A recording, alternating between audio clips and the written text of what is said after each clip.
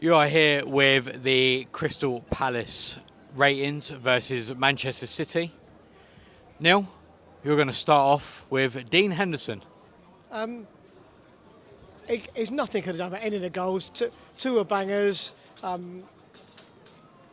Haaland was staying in the middle of the box, and the second goal was just terrible from our point of view. So I'm going to give him a 6. I thought what he had to do, he did pretty well, but had no chance of the goals.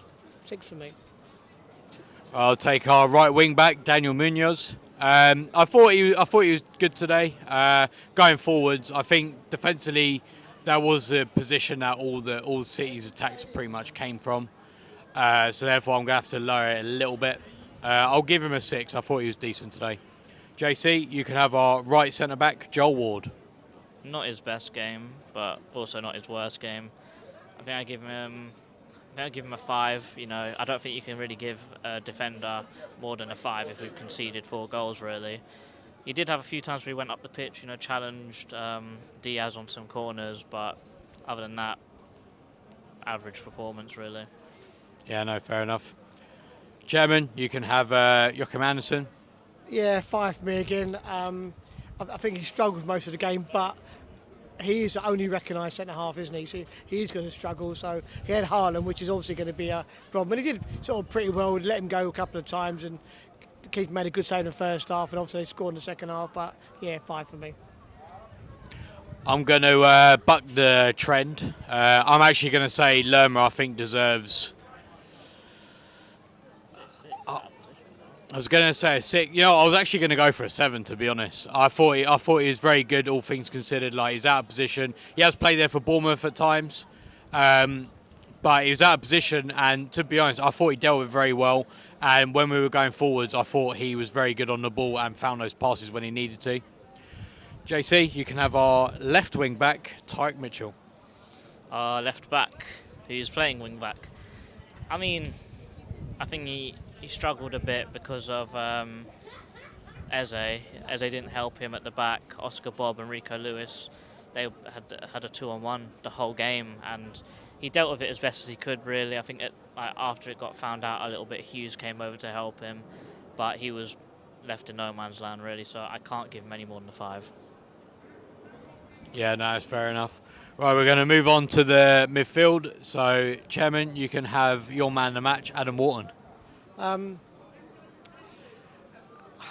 you know, any other game, he was my man of the match. Any other game, you've got to say he's 8 or 9 out of 10, but we did lose 4-1, so I'm going to have to give him a 7. I thought so, yeah.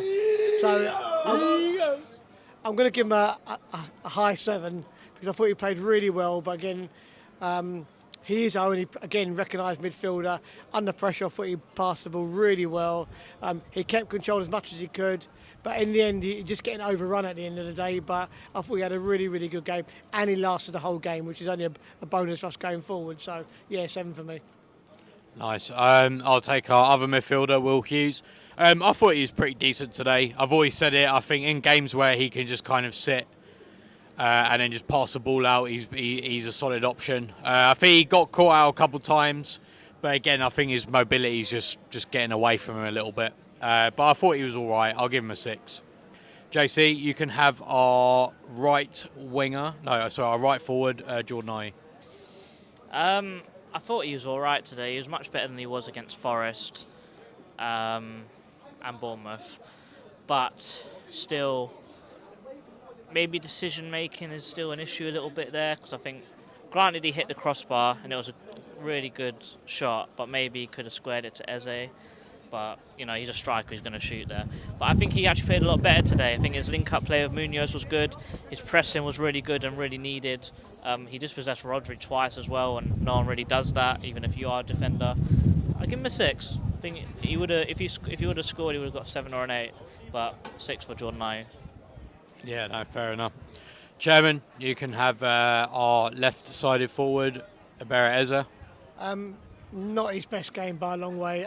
I'm going to give him a 5. I thought defending, it just seemed to be in the wrong position. It's always going to be a very defending game, and you're really trying to defend against someone standing in front of him. It's not on the wrong side. He did it so often. And then when he did get the ball, he It just did what Zaha used to do, like really slow the play up. And, you'd get the ball and there'd be space in front of him. He could just run into space and cause problems. He didn't. He would stop and turn around and let all their defenders get back into position again. So, yeah, 5 for me, yeah. It's a bit disappointing, really, because he is our talisman. And, we should rely on Zaha, and it just shows how good Zaha was, because he would actually drive forward and drive the team up the field. And Eze's really not doing that at the moment. But hopefully now Elise's back, I think his game will improve. But yeah, 5 on today's performance. Really? I would have given him a 3. Go on. I would have given him a 3. Why? I just think he's just so lazy, man. Like, it just looked unbothered when he had the ball. I think he looked unbothered when he had the ball. He had multiple times where he could have passed it forwards, dribbled forwards, turned around and passed back. No, he wasn't lazy. He was just getting overrun. He was, you're asking an attacking player to defend a lot, and that was the problem. They're not used to it. But I'm sticking my 5. I think somewhere in between, I think would be fair, to be honest. I'm going to go with Jean-Philippe Mateta. I kind of wanted to do Mateta, actually. But oh, well, come on. Oh, come on. What do you mean by that? I wanted to give him a rating. Be more specific. No, I'm not going to tell you what kind of rating. Do you know why? Because it wasn't that long ago that I thought he was so bad that I was willing to shave my beard off if he ever got Baller of the Week. And that was only about 6 months ago. But you know what? He's really turned it around. And I mean, probably the reason why he hasn't got Baller of the Week yet is because Nicky hasn't done the PL review for a while. But that bet is not on the table anymore, because I think he's turned the corner massively. I think he's going forwards. I think he's been very decent. I think he is turning into a striker that Glasser can work with. I mean, he turned Wout Weghorst into a very decent striker. I think he could do the same with Mateta. And you know what? I think Mateta deserves an 8. He was my man of the match. I thought he was an excellent player. What one thing has he done to turn his game around? He holds the ball up a lot better. He takes his chances when he needs to. I mean, like, he was in a position not dissimilar to Ayew hit the crossbar. He didn't. He scored his goal. And he held the ball up really well. City's counter press is excellent. And even in spite of that, he managed to get out of some very difficult situations, and he held the play together. So I think he deserves an 8 for that reason. Right, moving on to the subs. I can't remember the exact order. Oh, Eze was the first one, wasn't he? So, Eze for Schlupp. What do you think about that?